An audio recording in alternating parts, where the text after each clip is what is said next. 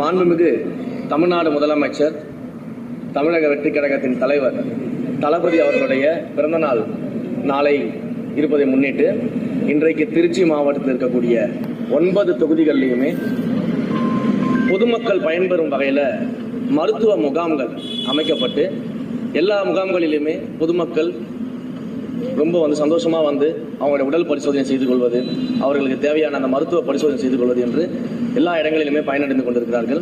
அதை தவிர பல்வேறு இடங்களில் அன்னதானம் செய்வது, இரத்த தானம் செய்வது, அதே போல நலத்திட்ட உதவிகள் வழங்குவது போன்ற பல்வேறு நிகழ்ச்சிகளை மாண்புமிகு தமிழ்நாடு முதலமைச்சர் அவர்களின் பிறந்த நாளை ஒட்டி இன்றைக்கு நாங்கள் செய்திருக்கிறோம் திருச்சியில் முழுவதுமாக. அதே போல தற்போது மணப்பாறையில் அந்த ரத்த தான முகாம் நடந்து கொண்டிருக்கிறது. அதே போல மருத்துவ முகாம் நடந்து கொண்டிருக்கிறது. இந்த முகாமை காலையில் மணப்பாறையினுடைய சட்டமன்ற உறுப்பினர் அன்பு சகோதரர் திரு கதிரவன் அவர்கள் துவங்கி வச்சாரு.